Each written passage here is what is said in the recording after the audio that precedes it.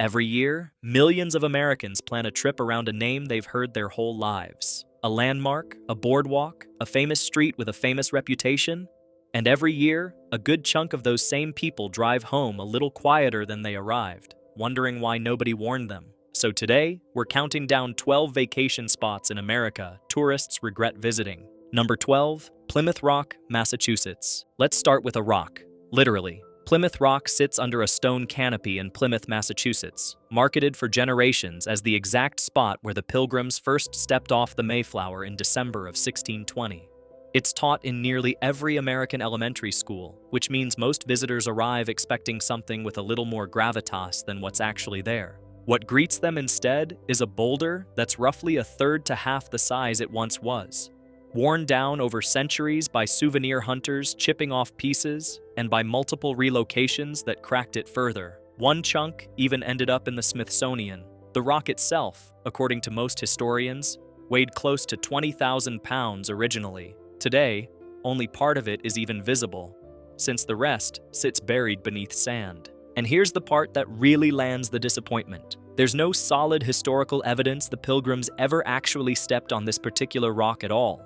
The earliest written accounts from the Mayflower's passengers don't mention a rock at any point, and the ship itself first made landfall at the tip of Cape Cod, not Plymouth, before sailing on to find a safer harbor weeks later. The Plymouth Rock legend didn't really take hold until more than a century after the fact, when an elderly church elder claimed his father had told him about it. A second-hand story that somehow became gospel in American classrooms for the next 200 years. The rock has also had a rough physical history that hasn't helped its case. It was split, moved, chipped away by souvenir hunters, and even briefly displayed in a museum courtyard before being reunited with its base in 1880, at which point the date 1620 was finally carved into its surface. The current housing, a stone canopy resembling a small Roman temple, was built in 1921 to mark the 300th anniversary of the landing, and it's the same structure that greets visitors today. So tourists drive out to the Massachusetts coast, peer down into a fenced enclosure, and find a modestly sized stone with 1620 carved into it, sitting under that same portico, roughly 5 feet below street level. It's free to visit at least, which softens the blow, and the surrounding harbor and Mayflower 2 replica ship nearby make for a decent afternoon regardless. One TripAdvisor review probably sums up the general reaction best, describing the whole experience in 3 words: wow. A rock. Number 11. The Hollywood Walk of Fame, Los Angeles. Somewhere between the movies and the myth, people build up an image of Hollywood Boulevard as this glittering strip where showbiz history practically radiates off the sidewalk. Then they actually go there. The Walk of Fame does have more than 2,500 individual star-shaped panels embedded in the pavement, each one honoring a different entertainer.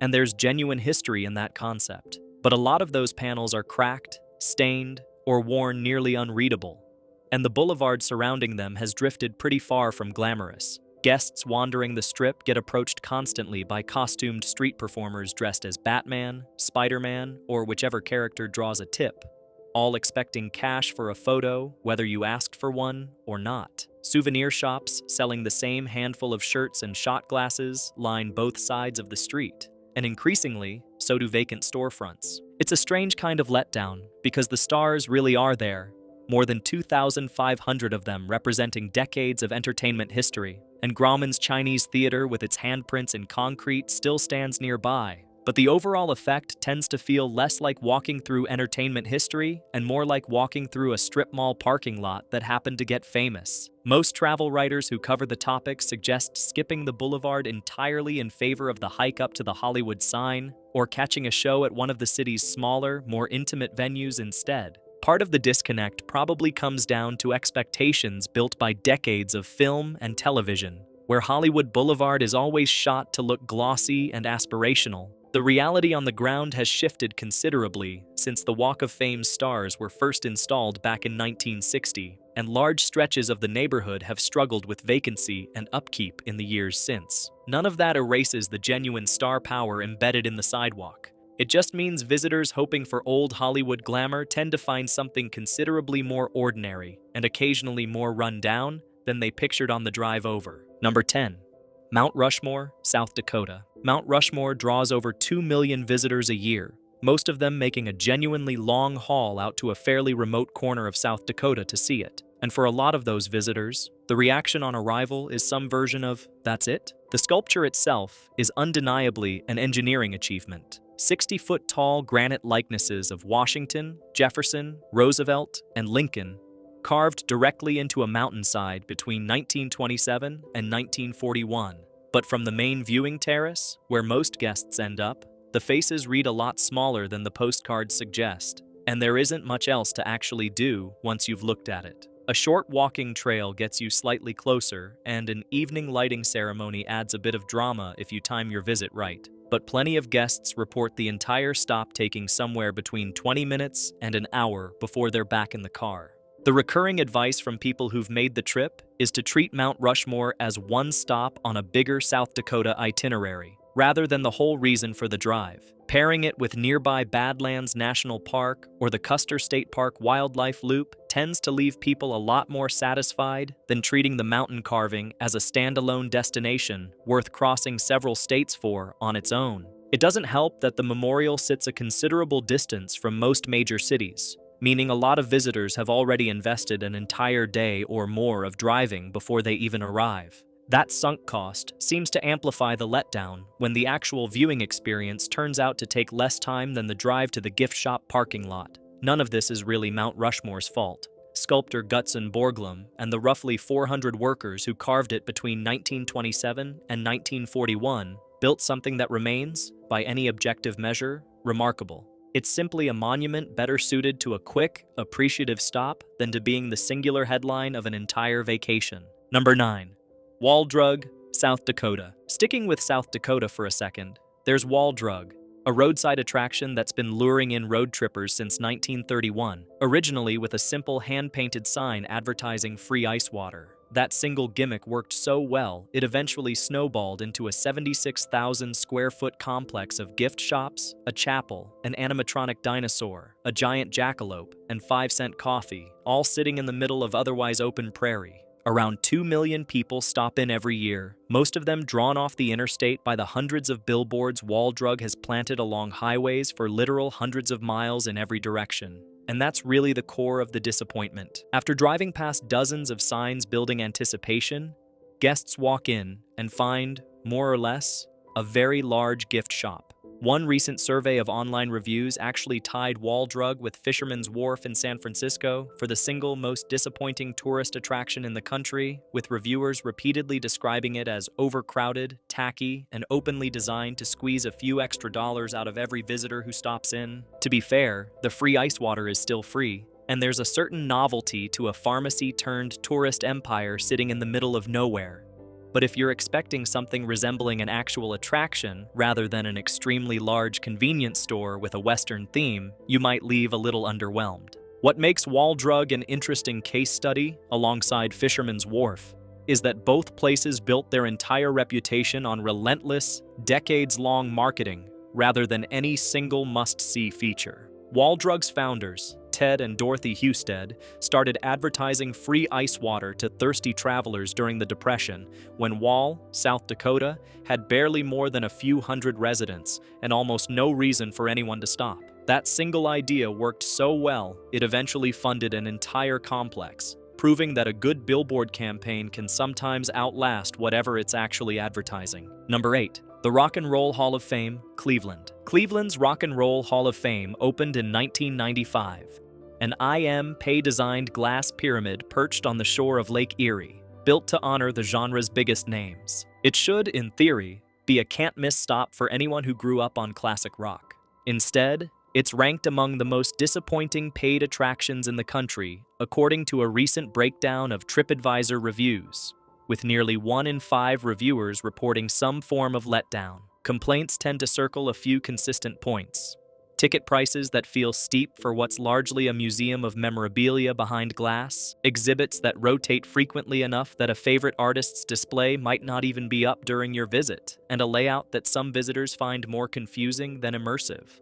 One reviewer, according to that same analysis, said they left very disappointed, while another advised future visitors to simply save their money. None of this means the collection itself is bad. There are genuinely significant artifacts inside, guitars and outfits, and handwritten lyrics from icons across 7 decades of American music. But between the admission price, the rotating exhibits, and expectations built up by the sheer size of the building itself, a lot of guests walk out feeling like they paid a premium for what amounts to a fairly standard museum experience. Part of the challenge, according to longtime visitors, is that the Hall of Fame tries to serve 2 very different audiences at once: casual tourists looking for a quick photo op, and serious music fans hoping for deep, artist-specific archives. The building often ends up satisfying neither group completely. Cleveland itself, notably, wasn't even the unanimous choice for the museum's location back in the 1980s. Memphis and New York both lobbied hard for it, and Cleveland ultimately won out partly on the strength of local fundraising and civic enthusiasm,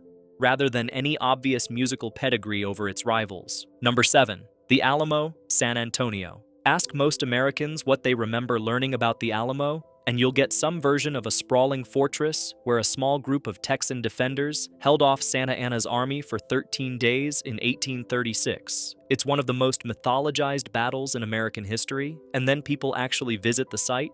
What's left standing today is essentially one building, the old Mission Chapel, along with a modest surrounding plaza in the middle of downtown San Antonio. The larger fortress walls that once enclosed the battlefield were torn down long ago as the city grew up around the site. Business Insider went so far as to name the Alamo the single worst tourist trap in the entire state of Texas, writing that the site's remains are so small they consistently disappoint visitors, and that a photograph would do the job for most people just as well as an actual visit. One 13-year-old visitor, quoted in a travel blog after touring the site with his family, said he'd been hoping there would be more to see, but was still glad part of it remained standing at all. That's about as fair a summary as you'll find. The Alamo draws over 2.5 million visitors annually, and the history behind it is genuinely significant. It's just considerably smaller and considerably quicker to see than the textbooks tend to suggest. The city of San Antonio has actually acknowledged the problem publicly, approving a roughly $450 million plan aimed at reimagining the plaza and improving the visitor experience. Local officials have openly described fielding complaints from disappointed tourists as a routine part of running the city's downtown. Self-guided tours of the site have also drawn criticism over the years for offering only brief, surface-level placards rather than in-depth storytelling that might help visitors better appreciate what remains, even if what remains is modest in size. Number 6. Fisherman's Wharf, San Francisco. Fisherman's Wharf pulls in roughly 12 million visitors a year, which works out to nearly 33,000 people packed into the same stretch of waterfront every single day. That volume alone is enough to wear down almost any location, and Fisherman's Wharf shows it.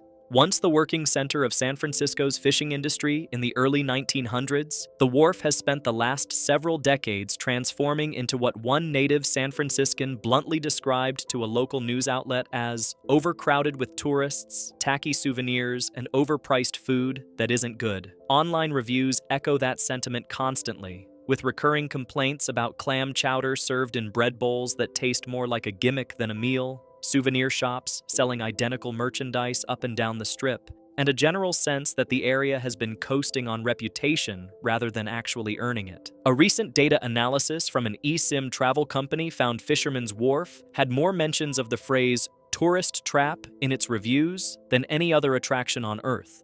For 2 years running, edging out places like Temple Bar in Dublin and Las Ramblas in Barcelona. The sea lions at nearby Pier 39 are genuinely worth a look, and the sourdough bread is legitimately good. But wander much beyond those two things, and you're mostly navigating souvenir stands and inflated menu prices. Local business owners in the area have started pushing back publicly against the reputation, with one longtime employee telling a Bay Area news outlet that the criticism doesn't reflect what visitors can genuinely find there if they look past the surface. Still, the sheer volume of negative reviews tells a fairly consistent story, with recurring complaints about dirty restrooms, aggressive panhandling, and restaurants that seem to rely on tourists who won't be back to notice the gap between the menu photos and what lands on the plate. Number 5. The Atlantic City Boardwalk, New Jersey. Atlantic City's Boardwalk has been around since 1870, originally built for the simple purpose of keeping beach sand out of hotel lobbies. For a stretch of the 20th century,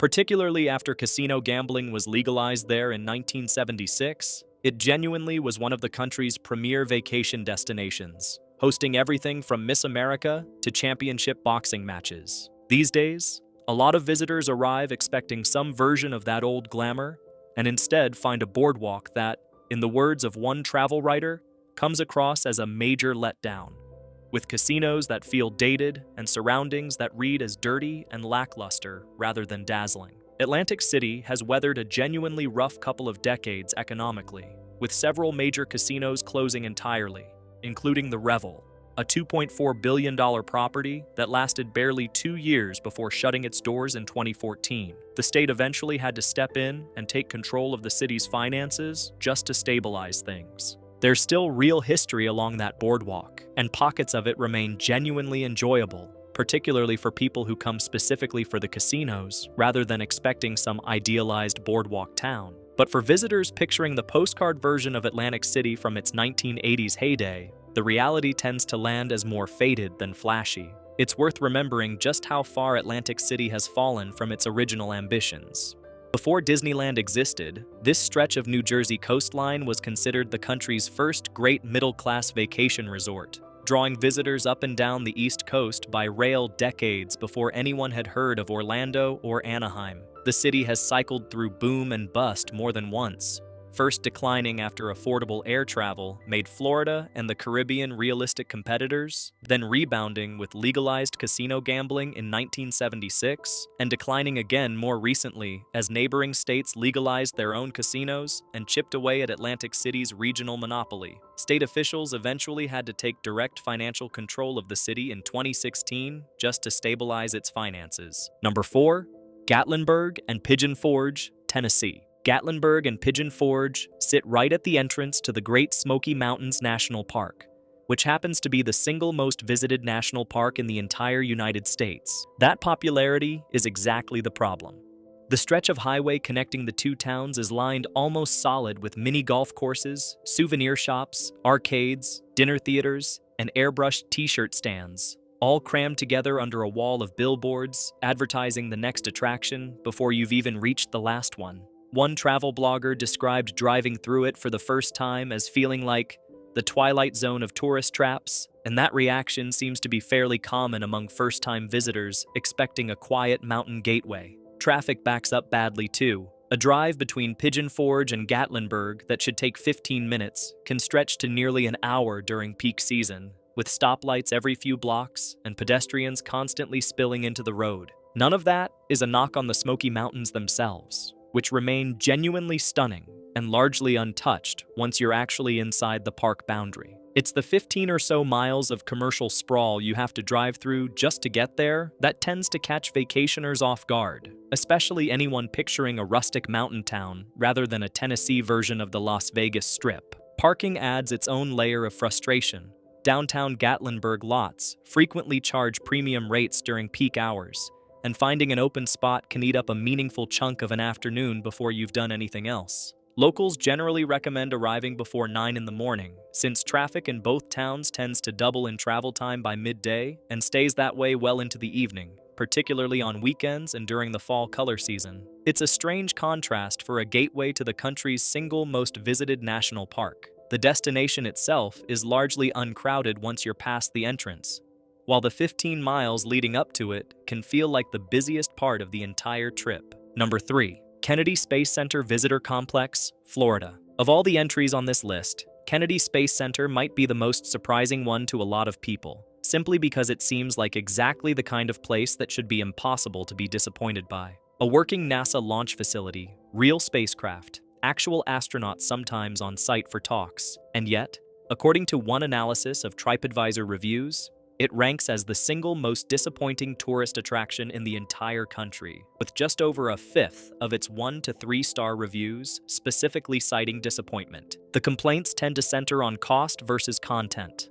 Admission runs well over $60 a person, and a fair number of visitors report that a large portion of the complex feels more like an elaborate gift shop and cafeteria experience than an actual space museum, particularly if you don't spring for one of the paid add-on tours to get closer to launch pads or training facilities. One reviewer flatly called it a huge disappointment, while another described it as the biggest waste of money of their entire trip. To be clear, the actual rocket garden and the Saturn V display genuinely are impressive, and catching an actual launch from the visitor complex, when the timing lines up, is by most accounts still worth the trip on its own. But guests expecting a comprehensive, immersive space experience for their money sometimes walk away feeling like they paid premium prices for what amounts to a fairly average science museum with a very good gift shop attached. Part of the disconnect likely comes from the sheer scale of expectations attached to the space program itself. Kennedy Space Center is where the Apollo missions launched, where the Space Shuttle program operated for 3 decades, and where SpaceX now regularly sends astronauts into orbit. That's an enormous amount of history to compress into one visitor experience, and the complex ends up curating a fraction of it behind ticketed exhibits, bus tours, and simulator rides that cost extra on top of general admission. For visitors who stick to the base ticket, the gap between the promise of real NASA and the reality of a fairly conventional theme park-style layout can be tough to reconcile. Number 2. Bourbon Street, New Orleans. Bourbon Street runs about 7 blocks through the heart of the French Quarter, and it's arguably the most recognizable street name in New Orleans, if not the entire American South. It's also, according to an overwhelming number of traveler reviews, one of the most consistently regretted stops on this entire list. The complaints are remarkably consistent across thousands of reviews. Overwhelming crowds, an unmistakable smell described more than once as a mix of stale alcohol and vomit, aggressive street vendors, and a nightlife scene built almost entirely around bars, strip clubs, and tourists trying to get as drunk as possible before midnight. One visitor summed up their trip bluntly, writing that the street left them feeling very sad rather than entertained after watching visibly intoxicated tourists and people in crisis being treated as background scenery rather than people who needed help. Multiple travelers specifically recommend nearby Frenchman Street instead, describing it as the version of a New Orleans night out that locals actually choose for themselves. There is real, beautiful architecture along Bourbon Street. Wrought iron balconies and centuries-old buildings that hint at what the street once was before it became a nightly frat party. But most people who've walked it more than once will tell you the magic is a lot easier to find a few blocks over. Bourbon Street's reputation as a rowdy strip actually goes back further than most people realize, with roots stretching to the Prohibition era, when the street quietly became known for speakeasies and looser enforcement than the rest of the city. That history of tolerated excess never really went away. It just modernized into today's mix of hurricane cocktails, karaoke bars, and daiquiri shops blasting competing music into the same few blocks. City officials have periodically tried to crack down on rowdier elements, including aggressive barkers pulling pedestrians into bars, but enforcement has historically been inconsistent. For visitors expecting the jazz-soaked charm they've seen in movies, the actual walk down Bourbon Street after dark tends to feel considerably rowdier and considerably less musical than advertised. Number 1, Times Square, New York City. And at the very top of the list, arguably the single most famous, most photographed, and most consistently regretted tourist destination in the entire country, Times Square. On its busiest days, Times Square can see crowds surge as high as 460,000 people, 30 to 40% above its already massive typical foot traffic. That density transforms what's supposed to be an iconic New York experience into something closer to being trapped inside a chaotic outdoor mall, elbow to elbow, block after block. One especially direct TripAdvisor review, cited in a recent breakdown of the area's reputation, put it about as plainly as possible. Overcrowded, full of scammers, thieves, and traffic. You come, take a picture, and leave. In a comprehensive ranking of America's most disappointing attractions based on negative review volume, Times Square landed in first place, outpacing every other landmark in the country. Costumed characters roam the plaza, looking for tips in exchange for photos. Ticket scalpers and street hustlers work the crowds relentlessly, and the actual view, dazzling as it is in photos, tends to lose some magic once you're standing shoulder to shoulder with several 100,000 strangers just trying to see it too. New Yorkers themselves have a long-running reputation for actively avoiding the area entirely, treating it less like a neighborhood and more like a hazard to be routed around. It photographs beautifully. Standing in it, for a lot of visitors, is a different story entirely.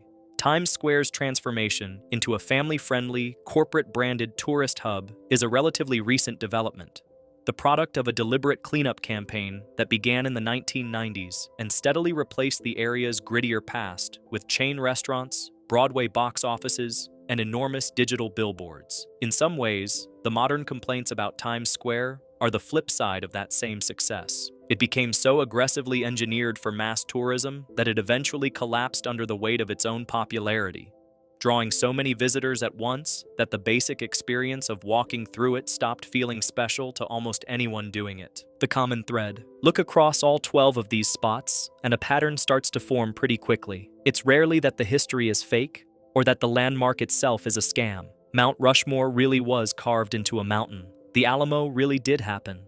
Times Square really is the beating commercial heart of Manhattan. The letdown almost always comes from the gap between decades of hype, built up through textbooks, postcards, and movies, and the considerably smaller, considerably more crowded reality waiting at the end of the road trip. None of that means you should necessarily cross these places off your list entirely. Plenty of people still walk away from Bourbon Street or Times Square or the Alamo glad they went, if only to see it for themselves and finally put the myth to rest. But going in with realistic expectations, rather than the version built up by decades of pop culture, tends to be the difference between a fun afternoon and a vacation story that starts with, "So, we drove 6 hours for this." If you enjoyed this rundown of America's most regretted vacation spots, give this video a like and subscribe for more honest, fact-checked breakdowns of the places everyone talks about and whether they're actually worth the trip.